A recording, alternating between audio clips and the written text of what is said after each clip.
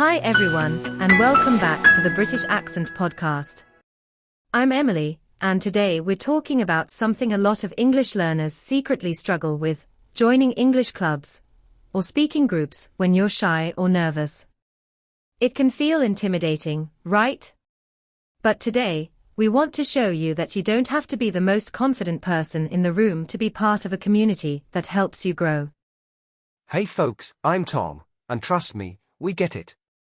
You hear about English clubs, meetups, or online speaking groups, and your first thought is, I'll just listen quietly for now, or maybe not join at all. But here's the good news: you don't need to be the loudest or most fluent speaker to belong in an English club. In fact, many of the best conversations come from people who take their time, speak with thought, and ask great questions, even if it's just one sentence at a time. Exactly. So let's break this down. First, what even is an English club? Well, it could be a small group at your school, a weekly online Zoom meeting, a WhatsApp or Telegram chat group, or even a casual gathering in a cafe. The goal is simple: practice English together in a fun, friendly, and supportive way. And these clubs are not just about grammar exercises or memorizing vocabulary. They're about real-life interaction. You might discuss movies, books, your weekend plans, or global news. It's about communication, not perfection. Now, here's where it gets real for shy learners. You don't have to speak immediately. You can start by just listening. Observe how others introduce themselves, how they answer questions, and how the conversations flow. There's nothing wrong with being a quiet learner at first. That's still learning. Totally. You can even prepare some short sentences ahead of time if you're nervous. Like, "Hi, my name is," or "I'm learning English because," you don't have to give a long speech. Just a few words to break the ice, and that's already a win. Also, many English clubs use prompts or themes to guide the conversation. You'll get questions like, "What's your favorite food?" or "If you could travel anywhere, where would you go?" These help take the pressure off, because you don't have to come up with something from scratch. And don't underestimate the power of typing-based clubs too. If speaking feels too stressful at first, join a club where the main communication happens through writing, text messages, group chats, or forums.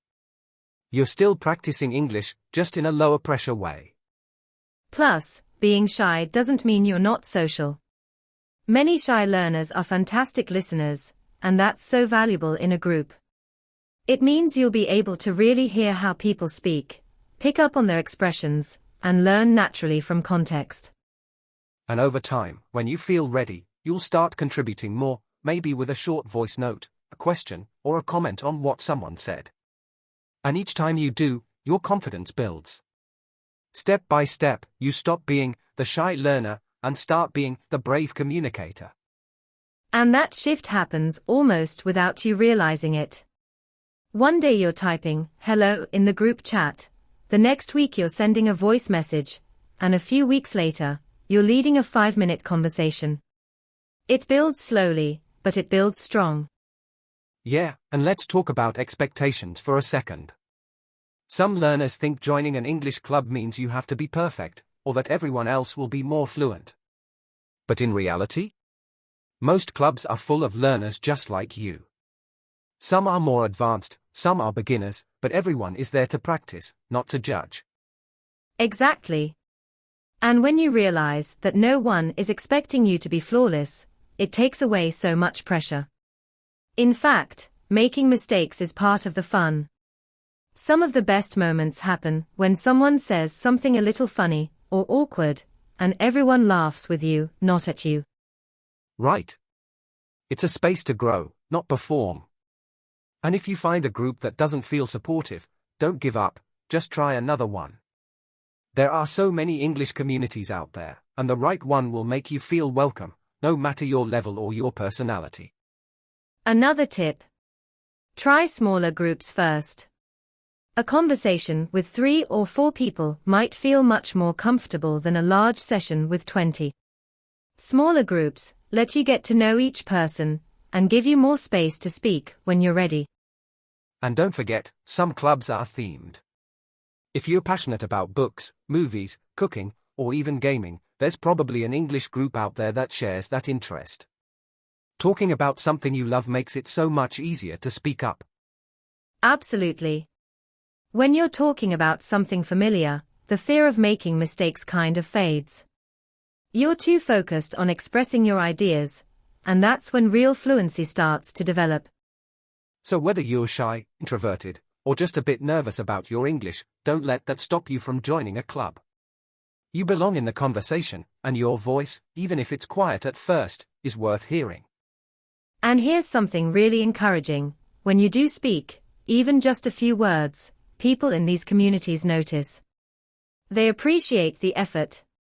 You'll often hear things like "great job," or "nice to meet you," or "I understood you perfectly." Those small moments of encouragement can make a huge difference in your confidence. Definitely. You're not just practicing English, you're building relationships. And sometimes, those relationships go beyond the club. You find a conversation partner, a study buddy, even friends who message you outside the group. That kind of support system can carry you through the tough days. Yes. And when someone remembers your name or asks how your week was, it feels amazing. It reminds you that language is about people, not perfection. You're not just learning English for a test, you're learning it to connect, to share, and to grow with others. Also, if you're still unsure, try this simple first step: join a club just as a listener or reader for the first week. No pressure to speak. Just observe. Get a feel for the rhythm of the group, how people communicate, what the vibe is. You'll find that most clubs are warm and welcoming. And when you're ready to participate, start small. You don't need to introduce yourself with a full story. Just say, "Hi, I'm Maria from Brazil," or "Nice to meet you all, I'm learning English." That's more than enough. Your courage grows from there. And with time, what once felt scary becomes familiar. Your hands stop shaking before you speak. Your mind doesn't go blank when someone says, "Tell me more." It becomes a space where you feel comfortable being yourself in English. And when that happens, you realize that being shy was never weakness, it was just a starting point. A quiet beginning to a louder, more confident version of you that's been waiting to come out. And that version of you doesn't have to be loud to be powerful. Confidence doesn't always look like shouting or leading the group. Sometimes it's just showing up regularly, sharing one thought clearly, or even encouraging someone else who's new and nervous, because you remember what that felt like. That's such a good point. Some of the most meaningful English club members aren't the ones who talk the most, but the ones who create space for others to speak, who listen actively, and who support others with kind words. That's leadership too.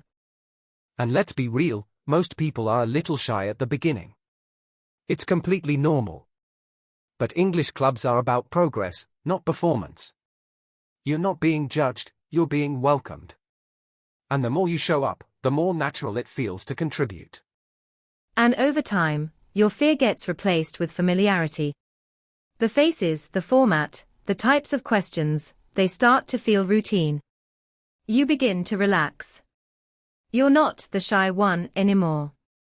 You're just a member, a speaker, a thinker, a learner who's growing with the group. Exactly. And when you hit that point, you might even find yourself helping someone else who's shy and just starting out. That full circle moment is powerful. It means you didn't just survive in English, you thrived in it. And honestly, those are the most inspiring stories. When someone who was once too nervous to say hello becomes the person who says, "Welcome. Don't worry, I was just like you," it changes everything, for them and for the new learner. That's what community does. It lifts everyone. Yes, it's the beauty of growing together. English clubs aren't about individual performance, they're about shared progress. Everyone brings something valuable, even if it's just a smile, a question, or a word of encouragement. And if you're thinking, "But what if I make a mistake?" Good. That means you're trying. Mistakes in English clubs are not a problem, they are fuel. Every error you make becomes a stepping stone to better fluency, clearer communication, and deeper understanding. And here's the truth, most native speakers don't even notice those little mistakes. What they do notice is your effort, your intention to connect, and your willingness to grow. That's what really matters in conversation, not whether your grammar is perfect. Right? And the friendships you build while learning. They stay with you. Sometimes longer than the rules you memorize. A good conversation in a club might teach you vocabulary, yes, but it also teaches you confidence, connection, and culture. So don't wait until you're fluent enough to join an English club. The club is how you get fluent. Your shyness isn't a wall, it's just a door waiting to open. And on the other side, there's a room full of people who are just as nervous, just as motivated, and just as excited to learn as you are. And when you realize that, everything starts to shift. You stop thinking, I'm not ready, and you start thinking, I'm ready enough to try. That one change in mindset opens up new experiences, new friendships, and new ways to use English that no textbook can offer. Absolutely. And even outside the club meetings, the impact continues. You might start chatting with someone privately, exchanging voice notes, correcting each other's sentences, or even doing little language challenges together. That kind of real-world practice is invaluable. And it's not just about language. These experiences also help you grow personally. You become more open, more adaptable, more willing to express your ideas, even if they're not perfect. And that kind of growth, it shows up in your work, your studies, even your everyday conversations. It really does. And what's amazing is that over time, you stop translating in your head, you stop freezing when someone asks a question, and you start responding naturally. You're not memorizing English anymore, you're living it. Exactly. And it all starts with a small step. Joining a group, sending one message, saying one line out loud. Those little acts of courage add up. And suddenly, you look back and realize, you're not the shy learner anymore. You're a speaker. You're a part of something. So if you've been sitting on the fence, wondering if an English club is for you, let this be your sign. Yes, it is. Whether you whisper your first words or type them quietly in the chat, you belong in the room. And that's the truth. Belonging doesn't require perfection. It just requires presence. Show up. Be seen. Let people hear your voice, no matter how unsure it sounds at first. That's how real learning starts, not just with your mouth, but with your mind deciding, I'm in. And once you're in, it's not just about practicing English anymore, it becomes about sharing your story. Your experiences, your opinions, your culture, your jokes. You bring something unique to every conversation. That's what makes English clubs so rich. And think about the bonus. You're not just improving English, you're learning how to talk to people. How to ask follow-up questions, how to express agreement or disagreement politely, how to really listen. These are social skills that go far beyond language learning. Yes, that's a big one. Because language isn't just about words, it's about connection. And the more you connect, the more motivated you are to keep learning. You stop thinking, well, I have to study, and start thinking, I can't wait to join the next discussion. And even on the days when you don't feel confident, the community carries you. You log in, someone smiles, someone says, glad you're here, and suddenly it's not so hard anymore. You remember you're not doing this alone. You're part of something bigger. And that feeling? That's what transforms shy learners into brave communicators. Not overnight, not with a magic trick, but gradually, with every meeting, every word spoken, every moment shared with people who understand the journey. And if you're listening right now thinking, maybe I'll try next week, let us tell you, there's no perfect moment to start. The perfect moment is now. Find a group. Show up. Listen. Say hello. It's not about being ready. It's about being willing. You don't need to be fluent to join. You just need to be brave enough to take the first small step. And when you do, you'll discover a world of encouragement, laughter, learning, and most importantly, connection. We hope today's episode gave you the push you needed to stop waiting and start joining. Your voice matters, even if it trembles. And trust us, there are people out there who are excited to hear it. This is the British Accent Podcast, where we believe that every learner deserves a space to speak, grow, and be heard. Until next time, keep learning, keep connecting, and keep believing in your journey.